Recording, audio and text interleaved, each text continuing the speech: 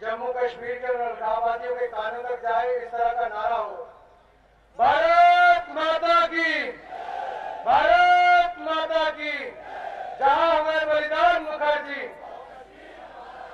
जो कश्मीर हमारा है। मंच पर उपस्थित हम सबके प्रेरणा स्रोत, हम सबके मार्गदर्शक, परम श्रद्धेय लालकृष्ण आडवाणी जी, भारतीय जनता पार्टी के पूर्व में राष्ट्रीय अध्यक्ष रहे आदरणीय श्री वेंकैया नायडू जी, पार्टी के राष्ट्रीय महामंत्री आदरणीय नंद कुमार जी, धर्मेंद्र प्रधान जी, जगत प्रकाश नड्डा जी, आदरणीय श्री विजय कुमार मल्होत्रा जी, राष्ट्रीय मंत्री श्री वाणी त्रिपाठी जी, युवा मोर्चा के राष्ट्रीय महामंत्री मनोरंजन मिश्रा जी, दिल्ली प्रदेश के जुझारू अध्यक्ष विजेंद्र गुप्ता जी, युवा मोर्चा दिल्ली प्रदेश के अध्यक्ष नकुल भारद्वाज जी, दिल्ली प्रदेश की प्रभारी ध्वनि शर्मा जी, मंच और सभा में उपस्थित भारतीय जनता पार्टी के सभी पदाधिकारीगण, सभा में उपस्थित मेरे आदर के योग्य भाई और बहनों, मीडिया से आए हुए मेरे प्रिय मित्रों,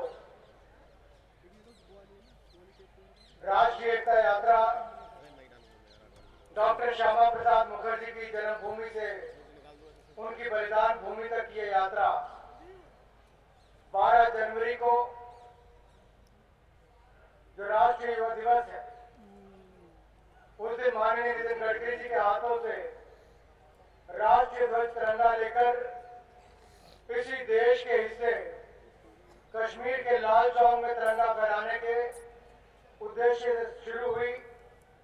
इस यात्रा का मूल उद्देश्य राष्ट्र की एकता, अखंडता और भाईचारे को बढ़ावा देने के लिए आज की युवा पीढ़ी, जिसका इस भ्रष्ट सरकार के कारण मनोबल भी गिरा है, समाज में बढ़ते हुए भ्रष्टाचार और सरकार का अलगाववाद को बढ़ावा देते हुए आज जो रुख है, उसको देखकर देश का युवा त्रस्त है। आज की युवा पीढ़ी को राष्ट्र निर्माण में कैसे लगाएं, आज की युवा पीढ़ी में राष्ट्र भावना को कैसे जागृत करें, जम्मू कश्मीर की समस्याओं को लेकर आम आदमी के बीच में किस तरह से ज्यादा जम्मू कश्मीर की बात रखी जाए।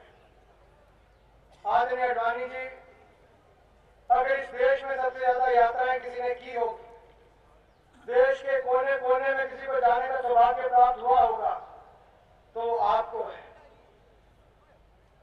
और आज आप स्वयं इस राष्ट्र की एकता, अखंडता के लिए निकाले जाने वाली यात्रा में व्यक्तिगत तौर पर यहाँ हम सबको आशीर्वाद देने आए हैं। मैं आपका हार्दिक अभिनंदन एवं स्वागत करता हूँ और आपका बहुत बहुत धन्यवाद करता हूँ।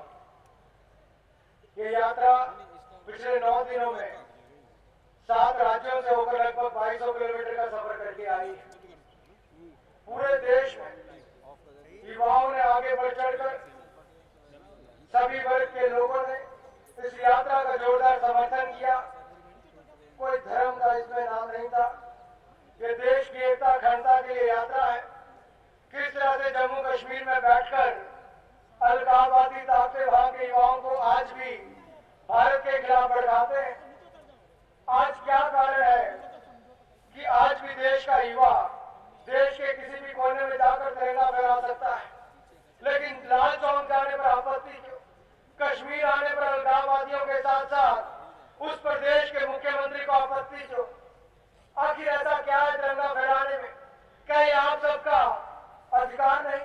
क्या ये आपकी नैतिक जिम्मेदारी नहीं? क्या ये हर भारतीय की नैतिक जिम्मेदारी नहीं जो अपने राष्ट्रीय ध्वज का सम्मान करे? अगर युवा मोर्चा भी राष्ट्रीय ध्वज लेकर चला है, अगर तिरंगे के सम्मान के लिए, सैनिकों के मनोबल को बढ़ाने के लिए, जम्मू कश्मीर को भारत का अभिन्न बनाए रखने के लिए अगर युवा मोर्चा ने राष्ट्रीय एकता यात्रा निकाली है, तो देश के करोड़ों युवाओं ने उसका सहयोग दिया, समर्थन दिया, सड़कों पर देश का युवा उतरा है, तो आज देश की एकता, अखंडता के लिए उतरा है। कौन सी पार्टियां जैसी है देश में जिसने राष्ट्र की एकता, अखंडता के लिए, जम्मू कश्मीर को बचाने के, धारा 370 को खत्म करने के लिए पूरे देश भर में कहा हो कि जो दूरियां हैं जम्मू कश्मीर और शेष भारत में, उसको कम करने का प्रयास किया जाए। गलती पंडित जवाहरलाल नेहरू जी कर गए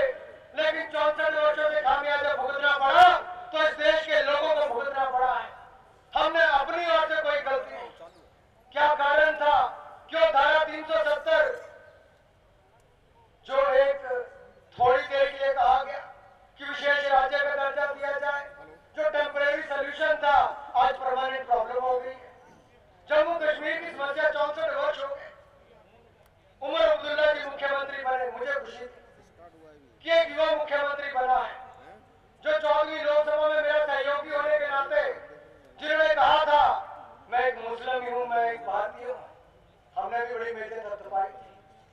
लेकिन आज जम्मू कश्मीर का मुख्यमंत्री बनने के बाद 1953 से पहले की परिस्थितियों की बात करते हैं और गांव-गांव को बढ़ावा देते हैं।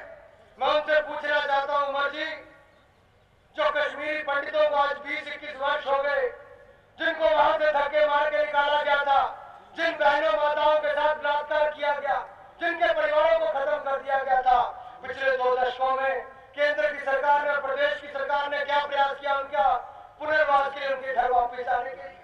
आज आपको जब हमने राष्ट्रीय एकता यात्रा निकाली तो आपको याद आ गया कि कश्मीर बगैर कश्मीरी पंडितों के अधूरा है। मैं आपको पूछना चाहता हूं, आपने ये भाषा को उपयोग भी कैसे कर दिया कि राष्ट्रीय एकता यात्रा को रोकिए? आपको पता है इसके पीछे मूल उद्देश्य क्या था? कैसे रोक सकते हैं आप इस देश के लोगों को इस देश की भूमि पर आने पर? यह हमारा अधिकार है। अगर हम छत्तीसगढ़ में, कन्याकुमारी में, कटक में जाकर लहरा सकते हैं तो लाल चौक भी आएंगे और तिरंगा वहीं आकर लहराएंगे। मित्रों, तिरंगा वहीं आकर लहराएंगे।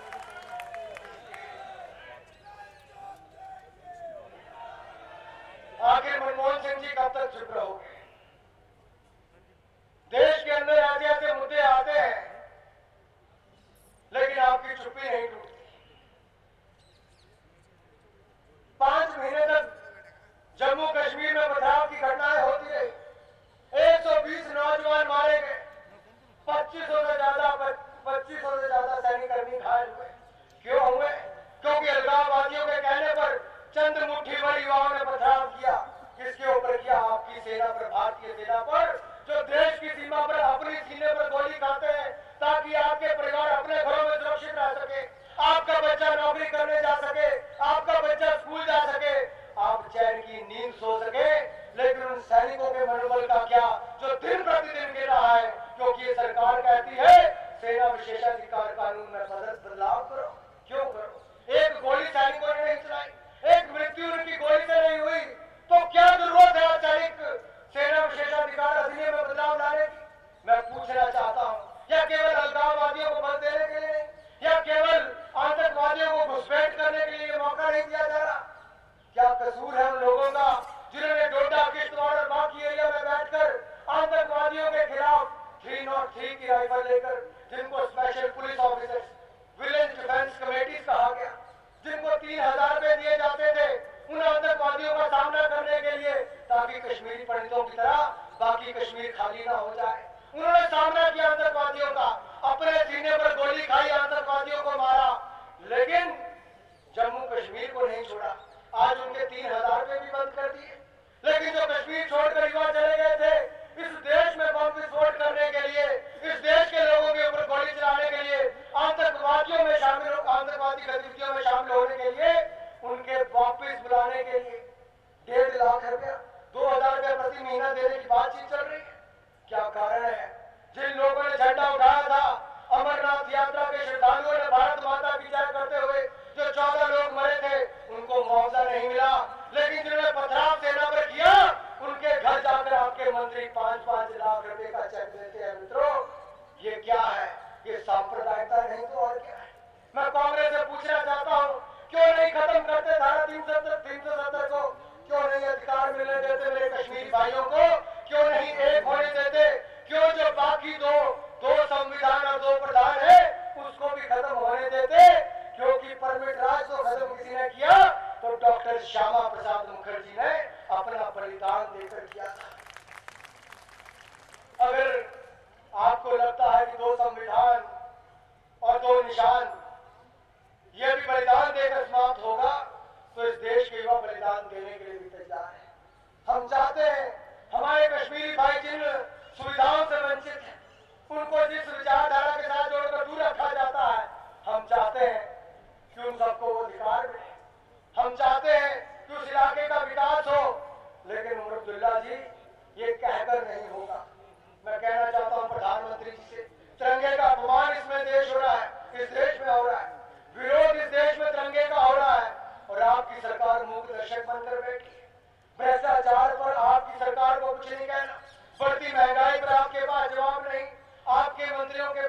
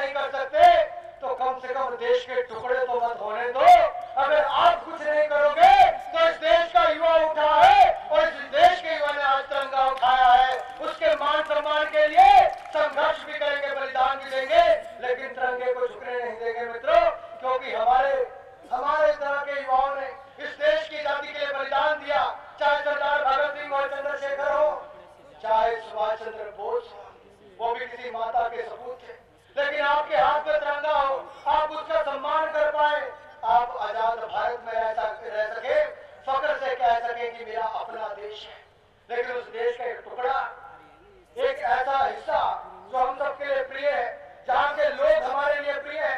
मुझे खुशी होती है अमरुद्दुल्लाह जी कहते मेरे देश के युवा आ रहे, राष्ट्र की एकता अखंडता की बात लेकर आ रहे, मैं उसका भागीदार बनूंगा। जम्मू कश्मीर के बॉर्डर पर अगर अमरुद्दुल्लाह एक तिरंगा हाथ में लेकर खड़े होते तो मैं कहता मेरा एक भाई जम्मू कश्मीर का मुख्यमंत्री है, लेकिन अगर आज अलगाववाद की भाषा बोल रहा है, मुझे कहना पड़ रहा है 120 करोड़ लोग इस देश में हैं। इस देश के युवा जब एक फूंक भी मारेंगे तो यासीन मलिक जैसे लोग पाकिस्तान में पाए जाएंगे, इस देश की भूमि पर नहीं पाए जाएंगे। आप सब लोग माननीय अडवाणी जी को सुनने के लिए बेताब खड़े, लेकिन जिस तरह का सहयोग समर्थन इस यात्रा में मिला अडवाणी जी, इस देश के युवाओं में एक अजीब तरह का जोश है। मैं उस समय बहुत छोटा था जब आपकी यात्राएं निकली, जब मुरली मनोहर जोशी जी की यात्रा भी निकली, लेकिन उस समय का माहौल मेरे दिमाग पर, मेरे दिल पर है। किस तरह से लोग भावुक होते थे देश के नाम पर आपके साथ जुड़ने के लिए। आज मैंने वो युवाओं में देखा है, तो बहुत छोटा सा कार्य करता हूँ, लेकिन देश के युवाओं में वो राष्ट्र भावना देखी है। इसलिए फक्र के साथ कह सकता हूँ कि जब जब भारत माता पुकारेगी, इस देश का युवा संघर्ष और बलिदान देने के लिए सड़कों पर सीमा पर बैठा होगा, सरहद पर बैठा होगा, अपने सीने पर गोली खाने के लिए बैठा होगा, लेकिन देश का कोई हिस्सा इस देश से अलग नहीं होने के लिए मैं आपको विश्वास दिलाना चाहता हूँ। आप आए, आने में कहिए और बाकी सभी बड़े नेता यहाँ पर आए, मैं आप सबका बहुत बहुत धन्यवाद करता हूँ। जय हिंद, जय श्री राम।